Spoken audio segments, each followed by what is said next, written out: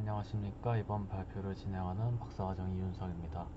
오늘은 이 THS가 스트로크 환자에게 미치는 효과를 어떤 이 THS의 프리퀀시 이 별로 이렇게 조사하는 연구들을 좀 찾아서 제가 좀 들고 와봤습니다. 네, 첫 번째 연구입니다. 이 논문은 브레인 사이언스에 게재된 논문으로 해당 저널은 뉴로사이언스 분야에서 임팩트 팩터 2.8 Q3에 레이팅되어 있었습니다. 스트로크 환자 대상이고 이 자극 주파수를 좀 다양하게 적용한 연구를 찾다 보니까 생각보다 임팩트 팩터가 높은 연구들이 드물었다는 점 조금 양해를 부탁드리고요. 그래서 일단 이 논문의 인트로덕션을 요약을 좀 해드리자면 뇌졸중 이후 어떤 기능적인 회복이나 이런 가능성 이런 거에 대한 메커니즘은 이 신경가소성에 연관이 있다라고 합니다. 그래서 이 비침수적인 뇌 자극 중 하나인 THS는 이런 회복 관련 메커니즘, 뭐 뉴로모듈러터리 이펙트나 이런 것 때문에 좀 주목을 받고 있고, 특히 이제 이 알파 그리고 베타 대역은 센서리 모터 콜텍스가 모터 영역이죠. 모터 영역인 이런 센서리 모터 콜텍스에서 좀 두드러진 활성화를 보이는 주파수 밴드라고 합니다.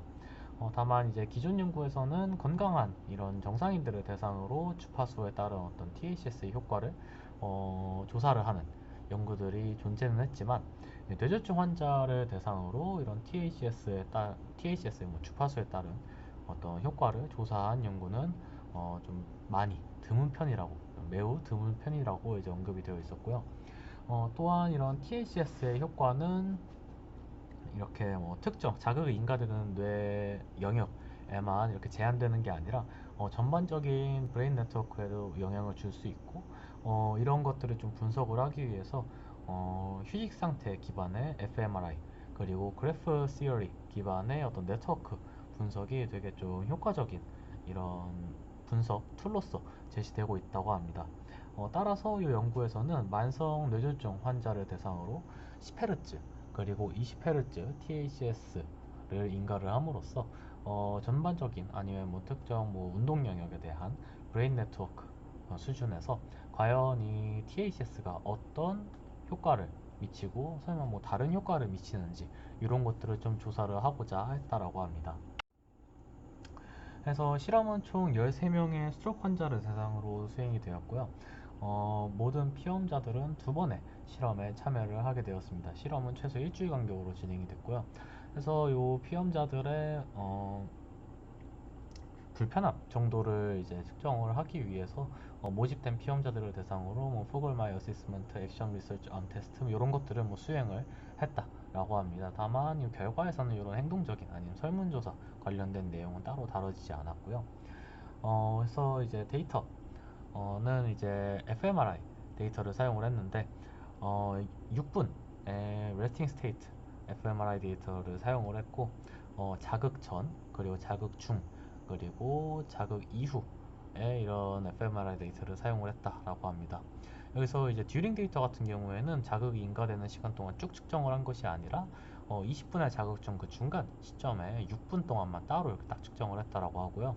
측정된 이제 fMRI 데이터를 기반으로 그래프 시어리 기반의 이제 네트워크 아날리시스가 수행이 되었다라고 합니다. 이때 이 네트워크 아날리시스를 수행을 함에 있어서 이런 모든 계산은 코릴레이션 매트릭스를 기반으로 그러니까 뇌 영역 사이에 넣은 어떤 이 코릴레이션 매트릭스를 기반으로 수행이 됐고요. 수행 그 네트워크 지표들 같은 경우에는 뭐 모듈레이트, 미딘 모듈 디그리, 뭐 파르티시페이션 코에피션트, 클러스팅 코에피션트, 로컬 에피션시 이렇게 수행이 되었다라고 합니다. 요 지표들에 대해서는 이따가 뭐 분석 결과 얘기하면서 간략하게 좀 얘기를 드리도록 하고요. 자극 파라미터 같은 경우에는 10Hz, 20Hz THS 그리고 쉐임 이렇게 세 조건이 있었고요. 자극 몽타주는 이 스트로크 환자의 병변 부위와 동일한 위치인 이 M1 그 모터 콜텍스죠. 여기에다가 양극 전극을 부착을 하고 리턴 전극 같은 경우에는 이 병변 위치야 이제 컨트롤레터란 수프라오비탈 리전에다가 부착을 했다라고 합니다. 그래서 이제 자극은 20분 동안 1mA 세기로 인가가 되었다라고 합니다. 그래서 결과입니다. 이 결과가 이제 각각 이 왼쪽이 쉔, 그리고 10Hz THS, 20Hz THS에 대한 결과인데요. A, B, C가 before, during, after, before, during, after, before, during, after. 그리고 이런 이 지표 중 하나였던 뭐 Z, 그리고 P, 이런 것들을 이제 따로 도식화를 해서 스캐터 플러스로 뿌렸는데요. 요거에 대한 해석은 이제 차근히 드리도록 하겠습니다. 우선 요 브레인 맵을 봤을 때 쉔 조건 같은 경우에는 이런 노드, 그러니까 관심 영역이죠. 이런 노드들 사이에 자극 전, 중, 후에 큰 차이가 나타나지 않는 것을 확인을 할 수가 있고, 그리고 여기 p 밸류 값 같은 경우가 이제 노드들이 연결된 이 어떤 커뮤니티, 그러니까 어떤 동일한 역할을 하는 이런 커뮤니티의 다양성을 나타내는 거고요. 그러니까 여기 값이 클수록 더 다양한 기능들과 연관이 되어 있다, 연결이 되어 있다, 이렇게 좀 이해를 하시면 편할 것 같고, 이 z 밸류 같은 경우에는 같은 커뮤니티, 같은 펑션을 하는 뭐 이런 커뮤니티 안에서 얼마나 잘 연결이 되어 있는가 라고 이제 생각을 해주시면 될 것 같습니다. 예를 들어서 뭐 이 파란색 계열의 이런 같은 커뮤니티가 있으면 이 안에서 서로 자기들끼리 얼마나 잘 연결되었는가, 그리고 이제 P 밸류 같은 경우는 빨간색이랑 초록색, 뭐 파란색, 노란색 이것들이 얼마나 더 다양하게 연결이 되었는가를 이제 노드별로 다 이렇게 측정을 해서 여기 수치화를 하는 것이고요. 해서 이제 쉔 조건 같은 경우에는 이렇게 브레인 맵으로 봤을 때도 큰 차이가 없고, 정량적으로 이제 스캐터 플러스 뿌렸을 때도 큰 차이가 없는 것을 확인을 할 수가 있었고요. 그리고 10Hz THS도 마찬가지로 그렇게 드라마틱한 변화는 자극에 따라서 나타나지 않은 것을 알 수가 있었습니다. 다만 이 20Hz THS 같은 경우에는 보시는 바와 같이 여기 좀 되게 다양한 색깔의 이런 커뮤니티라고 좀 부르겠습니다. 이런 노드들이 있는데, 자극 중 그리고 자극 후가 됐을 때 이렇게 좀 잡다하게 있던 이런 커뮤니티들이 사라지고, 이런 것들이 다른 좀 대세적인 뭐 빨간색, 그리고 뭐 초록색, 노란색 정도의 커뮤니티들로 다 색깔이 어느 정도 다 맞춰진 것을 확인을 할 수가 있었습니다. 그래서 이 결과를 보고 이 논문에서는 이 20Hz의 THS가 어떤 좀 되게 약소화한, 조금 약한 이런 커뮤니티들이 조금 더 큰 단위의 커뮤니티에 좀 병합을 할 수 있도록 하는 효과가 있다라고 언급을 하고 있었고요. 이 아래 스캐터 맵으로 봤을 때 이 검은색 원이 before, 그리고 십자가 파란색 십자가가 during, 그리고 빨간색 x가 이제 after THS 조건에 대한 이런 결과들인데요. 이 스캐터 맵으로 뿌렸을 때도 보시는 바와 같이 before, during, after를 봤을 때 이 노드 간 연결된 이런 커뮤니티의 다양성을 나타내는 이 p-밸류 값이 점점점 왼쪽으로 이동해 있는 것을 확인을 할 수 있고, 평균을 봤을 때 확연히 좀 after, during, before 이런 식으로 구분이 되는 것을 확인을 할 수가 있었습니다. 그래서 이걸로 봤을 때, 이런 결과들을 쭉 봤을 때 이 20Hz THS에서만 어떤 이 각 노드와 연결된 어떤 커뮤니티들 간의 다양성이 줄어들었고, 이런 것들은 이 좀 약소한 노드들이 어떤 큰 노드들의 커뮤니티들에 병합될 수 있도록 이런 THS가 효과를 미쳤다라고 이제 해석을 하고 있었습니다. 네, 두 번째 결과입니다. 우선 왼쪽 상단에 있는 결과 같은 경우에는 운동 관련 영역에 대해서 이 p-밸류, 앞서 설명드렸던 결과의 그 p-밸류 값을 정량화하는 값이고요.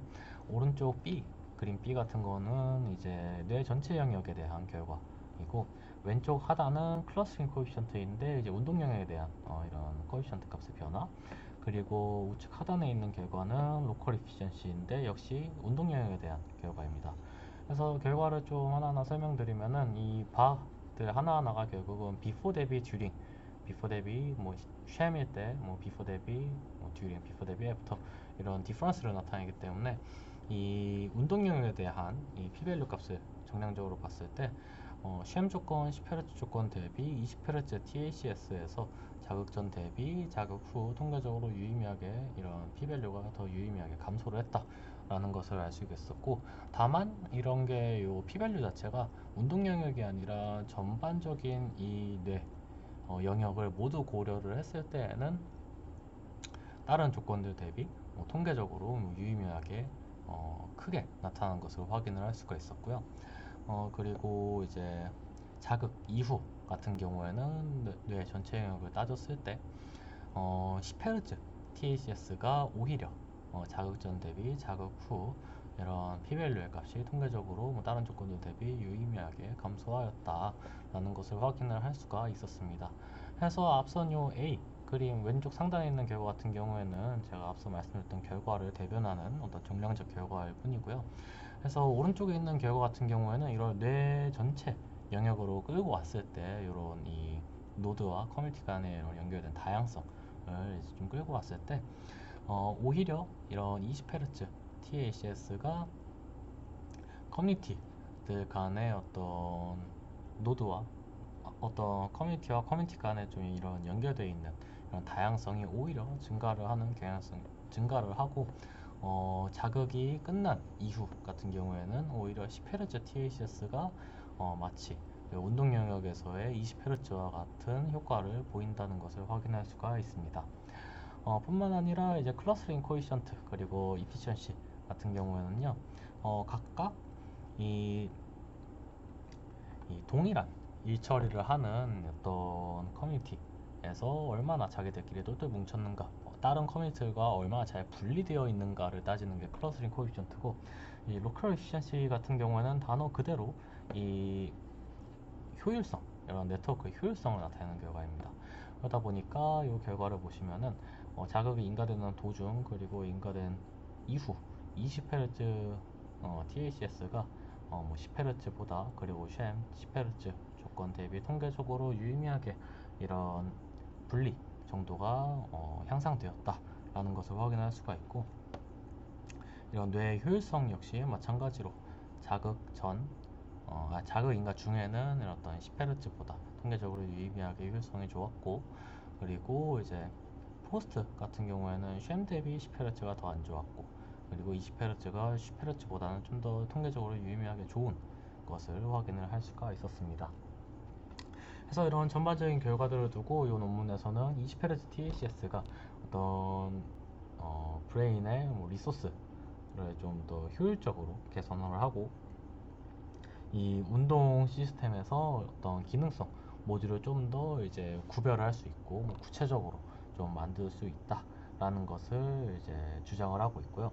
그리고 이제 20Hz THS가 어떤 특정 모듈, 그러니까 이 커뮤니티 내에서 정보 전달의 효율성도 향상시킬 수 있고, 이런 효과가 자극 후에도 유지가 된다라고 이제 언급을 하고 있었습니다. 두 번째 논문입니다.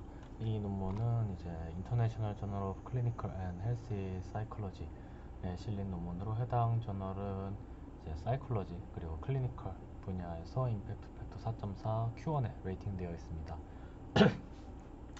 네, 이 논문을 좀 설명을 드리자면은 우선 이 헤미스파시얼 네글렉트라는 게 있는데, 이게 시각적 주의 편향 이렇게 좀 해석이 되는데요. 요런 주의 편향이 뇌졸중 이후에 좀 흔히 나타나는 시각주의적인 어떤 장애로 병변 영역에 대한 대측, 반대쪽 공간에 대한 주의 결핍이 나타나는 이런 현상을 나타내고, 이게 일상 기능에 좀 큰 지장을 준다라고 합니다. 그래서 이게 좀 저한테는 좀 생소한 증상이라 좀 찾아봤더니, 좀 심플하게 말씀드리면, 예를 들어서 우측에 좀 이 병변이 있다면은 밥을 먹을 때 접시가 이렇게 쭉 제 몸 가운데 있을 때 접시의 왼쪽에 위치한 음식들은 아예 그러니까 주의 결핍으로 인해서 접시 왼쪽에 위치한 음식은 아예 그냥 인지가 안 돼서 손을 아예 대지 않게 된다거나, 아니면은 면도를 해도 오른쪽 얼굴에 있는 면도만 이렇게 진행을 한다든가, 이런 식으로 좀 진짜 좀 주의력 결핍이 되게 좀 시비하게 나타나는 것을 이런 헤미스파시얼 네글렉이라고 부르는 것 같고요. 해서 이런 이 주의 편향, 시각주의 장애, 주의 편향 이런 거에 대해서 이 비침습적인 뇌 자극이 이 뇌 자극 중 하나인 THS가 이런 뇌 진동을 좀 조절을 함으로써 어떤 기능적 회복 그리고 뭐 이런 주의 편향을 완화를 시킬 수 있다는 가능성이 존재한다고 합니다. 특히 이제 브레인의 알파 오실레이션, 그러니까 알파 파워라는 거는 이 어떤 브레인의 억제 메커니즘과 연관이 있고, 실제로 어떤 이 우반구 쪽으로 어떤 이 주의를 돌리게 되면은 알파 파워가 이제 감소를 해서 좌반구의 알파 파워가 감소를 하고 억제 메커니즘이 이제 약화가 된다고 합니다. 그래서 이런 알파 대역에 대한 THS는 이 알파 파워의 어떤 편향을 좀 조절을 함으로써 이런 스트로크 환자들을 대상으로 나타나는 주의 편향, 이 헤미스파시얼 네글렉트를 좀 완화시킬 가능성이 있다라고 합니다. 그러나 이제 THS, 그러니까 뭐 비침습적 뇌자극 기반으로 실제 뇌졸중 환자를 대상으로 이런 주의 편향에 대한 임상적 효용성을 평가하는 연구는 없다라고 했고요.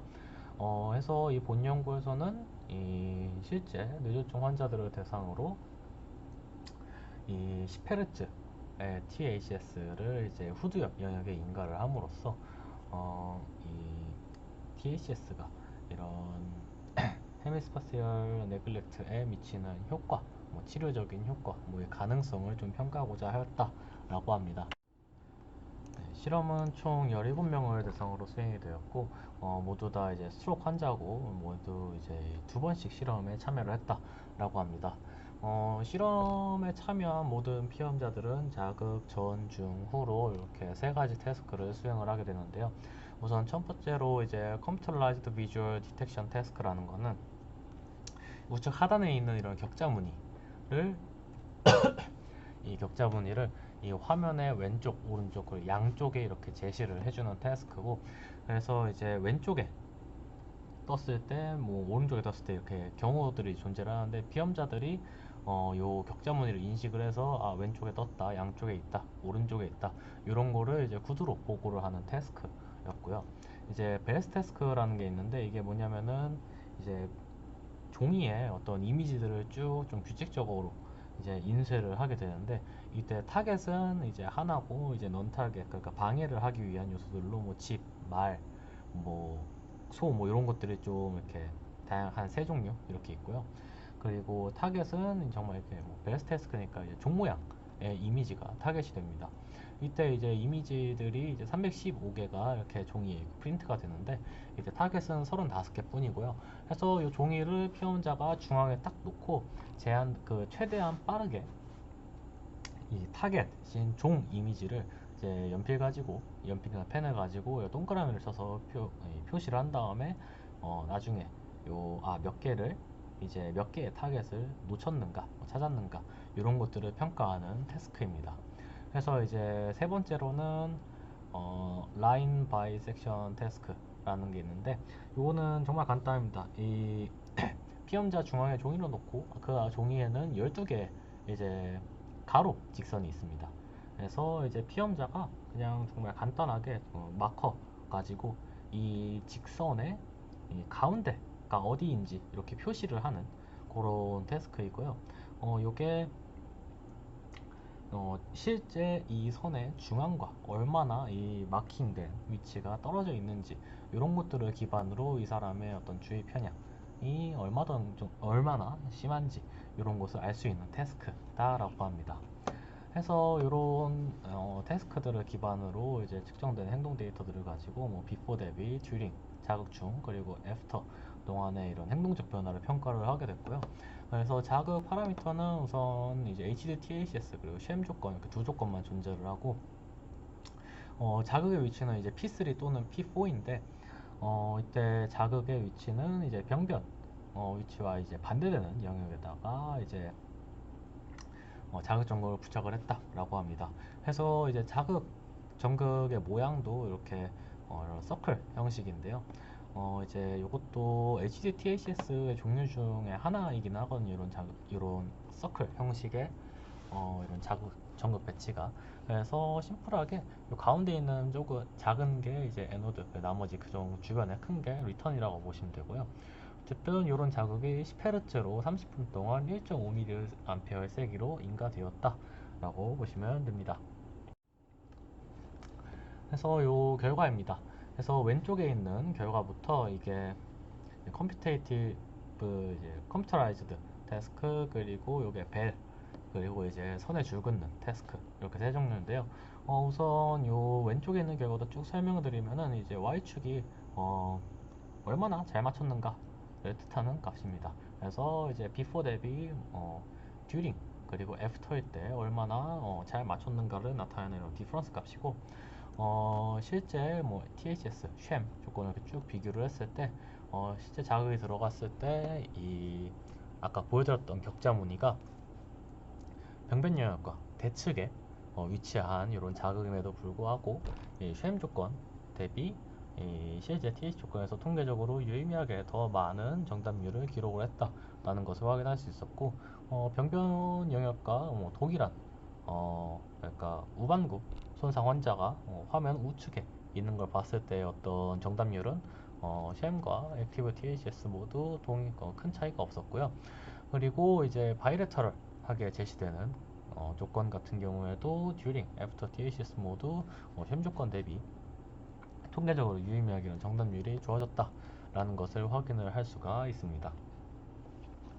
그리고 이제 이 벨스 태스크 같은 경우에는 이것도 사실 이미지가 완전 무작위하게 이제 프린트가 되는 게 아니라 되게 좀 규칙적으로 프린트가 되기 때문에 이 그러니까 타겟 이미지들이 우측에 이렇게 위치한 것들, 그리고 왼쪽에 위치한 것들, 이게 또 균등하게 나온다고 합니다. 그렇다 보니까 이제 타겟의 위치가 우측에, 그러니까 뭐 이런 병변 위치와 이제 컨트라레터럴하게 위치한 이미지들에 대한 미스 비율인데요. 그러니까 얼마나 많이 놓쳤는가를 의미합니다. 그래서 베이스라인 대비 듀링 태스크 그리고 이제 애프터 THS에는 이런 미스, 그러니까 오답률이 감소한 반면 쉐미 때는 증가를 했고요. 그래서 통계적으로 유의미한 차이 역시 존재한다라는 것을 확인할 수 있었고, 뭐 이제 병변 위치와 뭐 동일한 위치에 제시되는 이미지에 대해서는 조건 간 차이가 없었다라고 합니다. 그리고 이제 라인에서 이 선의 중앙이 어디 있느냐라고 이렇게 좀 따지는 체크를 하는 이 태스크에 대해서는 조건 간 차이는 없었다라고 합니다. 그래서 이 전반적인 결과들을 쭉 봤을 때 주의 편향이라는 게 사실은 이제 아까도 잠시 말씀드렸지만 우반구를 다쳤으면은 이제 여기에 대한 컨트롤레터럴한 좌측 화면 좌측에 나오는 어떤 이미지나 어떤 물체를 인식하지 못하는 뭐 이런 경향이 나타나는 것을 의미를 하는데, 이 컴퓨터 요 왼쪽 결과 그리고 이제 가운데 결과를 봤을 때 THS 조건에서 이런 대책에 대한 이미지 그리고 자극들에 대해서 시험 조건 대비 정답이 높고 오답률은 낮다라는 것을 확인을 할 수가 있었습니다. 그렇다 보니까 이 결과를 가지고 이 연구에서는 이제 후두엽 영역에 인가되는 이런 HD, THS, 알파 대역의 HD, THS가 성공적으로 실제 뇌졸중 환자의 이런 시각적 주의 편향을 완화시킬 수 있을 것으로 보이고, 좀 더 추가적인 연구들이 이제 지속이 된다면은 정말 이런 거에 대한 실질적인 효용성을 기대할 수 있을 것 같다라고 이제 정리를 하고 있었습니다.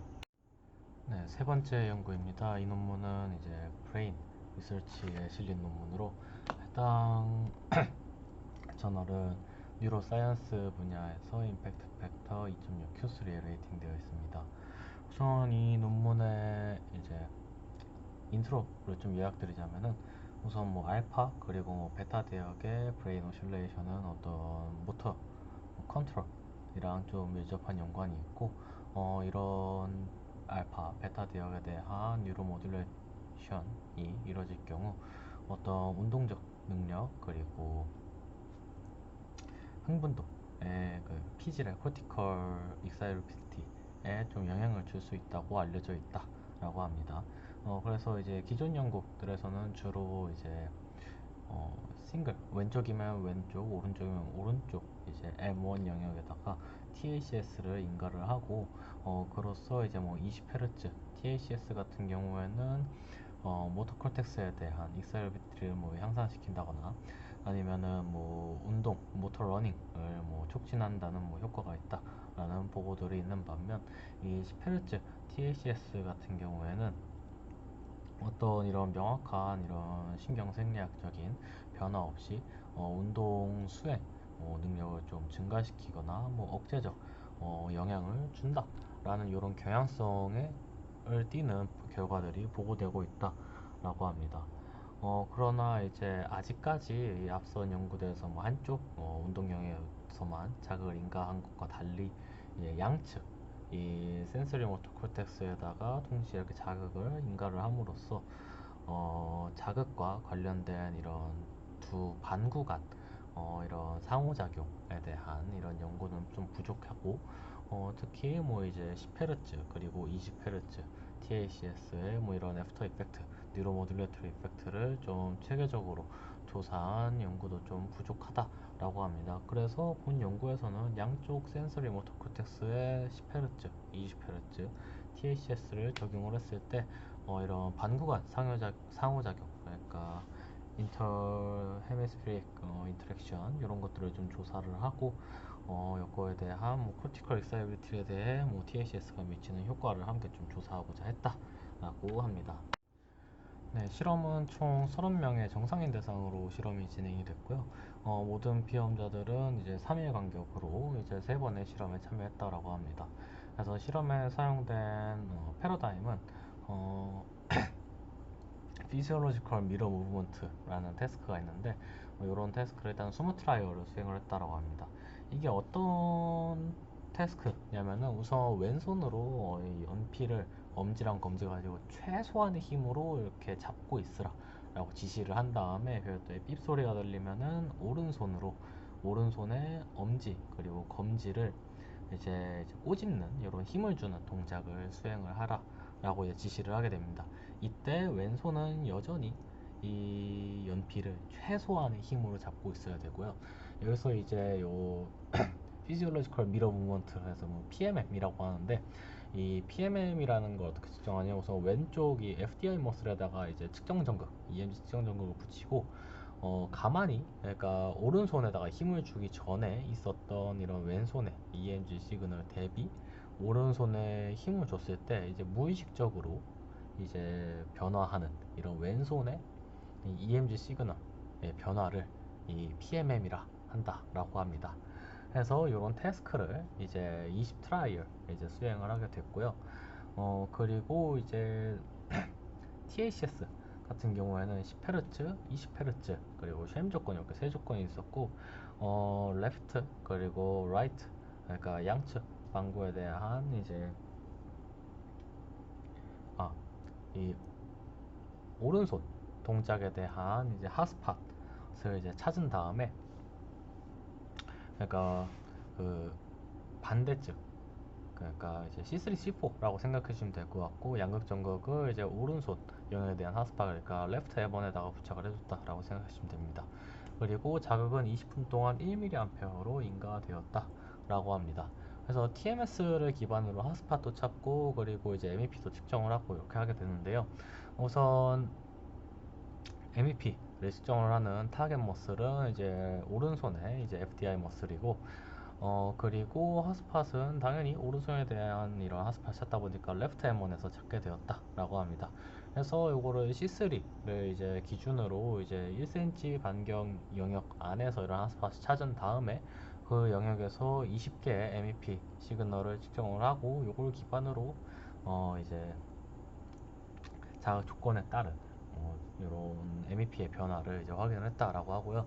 여기서는 이제 인터헤미스피릭 이니비션이라고 해가지고 조금 특이한 저한테는 조금 낯선 이런 지표를 이제 계산을 하게 되는데 이게 뭐냐면은 예를 들어서 왼쪽 양쪽에다가 다 TMS를 주는 방법으로 이제 측정을 하는 시그널인데 지표인데 왼쪽에다가 TMS를 한번 때리고 10ms 정도의 되게 짧은 시간 안에 반대쪽 내 영역 그러니까 C4에다가 다시 새로운 TMS를 이제 때려주게 됩니다.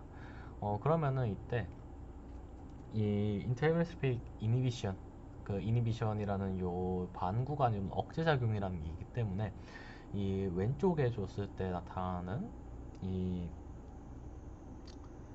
TMS를 때렸을 때 나타나는 MEP랑 오른쪽에다가 그 직후에 10ms 안쪽으로 해서 바로 또 TMS를 주게 되면은 나타나는 이런 MEP 사이에 이제 디퍼런스가 발생을 하게 된다라고 합니다.